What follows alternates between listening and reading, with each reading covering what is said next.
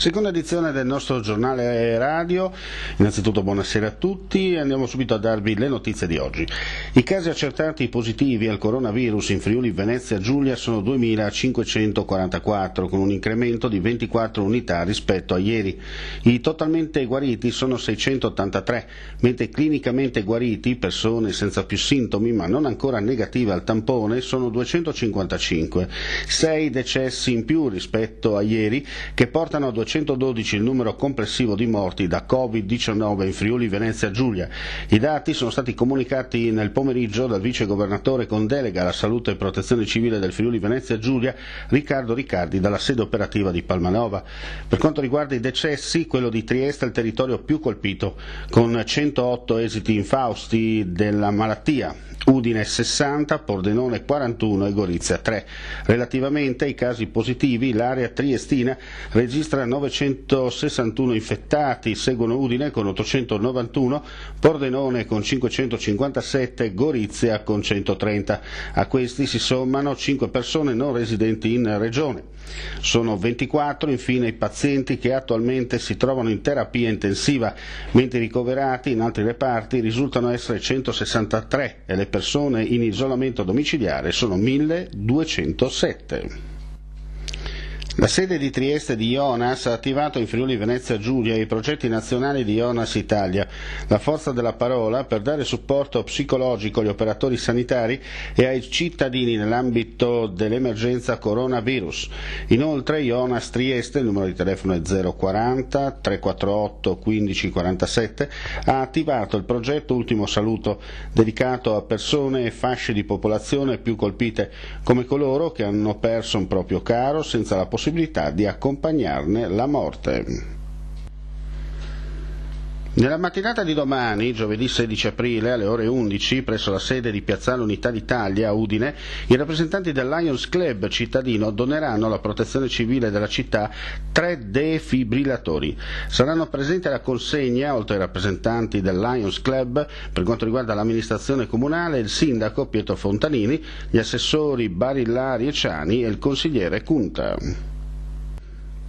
La Giunta Comunale di Udine, nella seduta odierna, ha deliberato l'approvazione del progetto definitivo esecutivo dell'opera di ripristino e salvaguardia dei fossi di Viale Palmanova e Via delle Acacie. L'ammontare complessivo dell'intervento, affidato a una società specialistica con sede a Udine, è pari a 228.521 euro, di cui 180.000 stanziati nell'ambito della concentrazione tra Comune di Udine e Regione. Dal momento dell'affidamento il lavoro avrà una durata di 5 mesi ed è comunque intenzione dell'amministrazione comunale portare a termine l'intervento entro il 2020. Nella giornata odierna la Polizia di Stato di Gorizia ha ricevuto in dono dal rappresentante della comunità cinese della provincia isontina 1.000 mascherine chirurgiche monouso.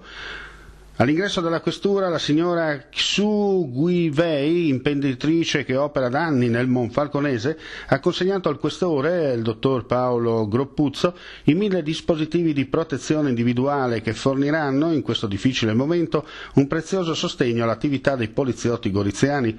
Il questore, a nome di tutti i colleghi della provincia, ha espresso profonda gratitudine per il gesto di grande generosità che dimostra vicinanza alle donne e agli uomini della Polizia di Stato, quotidianamente impegnati sul territorio per assicurare il rispetto delle disposizioni di legge finalizzate ad arginare l'emergenza epidemiologica. Da questa settimana alcune imprese della nostra regione hanno riaperto i battenti per rimettere in moto la produzione dopo lo stop forzato per il Covid-19. Tra queste anche alcune facenti parte del cluster Arredo Casa del Friuli Venezia Giulia. Un piccolo spiraglio, la luce in fondo al tunnel, al momento però non si vede. Una goccia nel mare, e così Carlo Piemonte, direttore del cluster Arredo Casa Friuli Venezia Giulia. Con l'inclusione della Teco 16 nella lista delle attività che possono riprendere, abbiamo visto ripartire ieri le fasi primarie della lavorazione del legno, segheria, lavorazione del legno, scontornatura, perlatura, quindi quelle attività che sono alla base di tutta una filiera che però in questa regione esprime il suo valore soprattutto con gli Ateco 31 e 41, parliamo di arredo e costruzioni. Quindi un primo passo sì, ma non facciamo attendere il secondo, altrimenti rischiamo di inciampare. Come dire che con la Teco 16 abbiamo fatto partire una fase produttiva, ma i clienti di questi che sono la Teco 31 o la Teco 41 sono chiusi, perché non sono inclusi in quella lista. Quindi adesso è fondamentale e necessario che a livello governativo si includano settori produttivi, non solo singole imprese, ma settori produttivi. Il legno, arredo, costruzioni indubbiamente sono un'area di specializzazione omogenea che ha delle necessità simili. Quindi attendiamo ed auspichiamo che questo avvenga quanto prima. Per quanto riguarda il resto delle aziende operanti all'interno del cluster, in particolare quelle dell'ex distretto del mobile della provincia di Pordenone e della Sedia, ubicato nell'area del Manzanese, che area tira? I distretti della Sedia, il distretto del mobile, intesi come area geografica di alta specializzazione, ci sono e sono attivi. L'area che si respira è quella di un'incertezza, perché non si capisce ancora bene quando si potrà riprendere e come si potrà riprendere. Alcune aziende non sono partite, altre ci hanno chiamato, possiamo partire, non possiamo partire. C'è la voglia da parte di tutti, sia nell'area del Bruniera che nell'area di Manzano, così come nel settore dell'economia del legno del Nord Friuli, di tenere vicini i clienti che si ha, perché abbiamo magari ordini molto molto molto inferiori, ma quelli che ci sono le aziende vogliono portarlo avanti.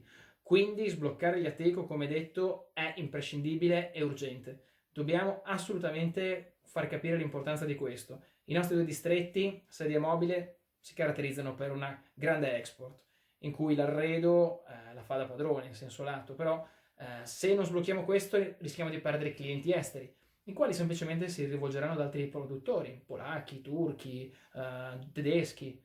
Non dobbiamo perdere tutto questo, perché la forza del nostro comparto, dei nostri distretti, è nella capacità di produrre e nella capacità di essere presenti sui mercati.